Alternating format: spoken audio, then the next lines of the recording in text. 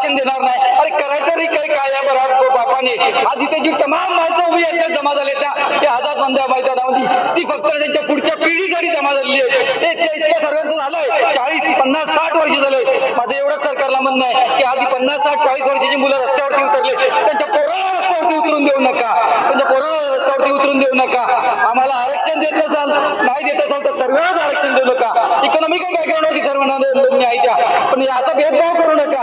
असा भेदभाव नका करू. एका मुलीला एकाच वर्गात एकाच बाकावरती शाळेवरती शिकवलं जातं. पहिला तर प्रार्थनेवरती शिकवलं आम्ही सर्व भारतीय, आम्ही सर्व समान आहे. पण जेव्हा आरक्षणची गोष्ट येते तेव्हा आम्ही एक समर्थ नाही. अरे 70 वर्षाचा काळ वेगळा होता, आताचा काळ वेगळा. कोण बघणार यात? आज मराठी माणसाला आणि मराठीला मुंबईमध्ये दाबलं जातं. कोण वाली आहे?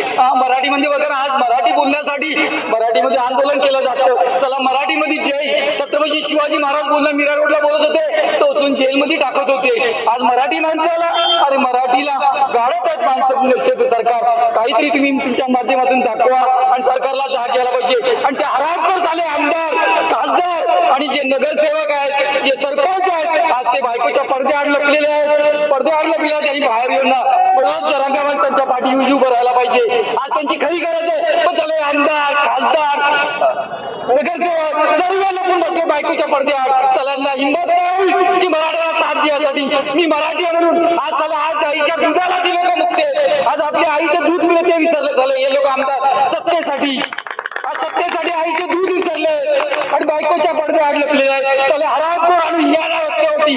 आज तुमची गरज आहे आरामखोरांनो. नंतर येऊन काय फायदा? नंतर तुम्ही ते येऊन बोलून काय फायदा?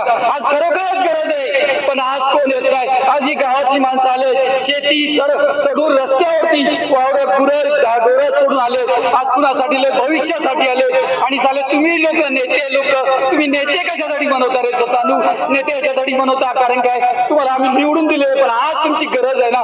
कोण आहे ते जरांगे पाटलांबरोबर? आज 4-5 आमदार बोटावरती मोजणारे आमदार खासदार आले. अरे बाकी कुठे आहेत? आज खरोखरच मराठी माणसाला साथ गरज आहे, मराठ्यांना गरज आहे. आज या आज नाभी मुकलो तर पुढे काहीच नाही होणार. एवढीच विनंती आहे सरकारला.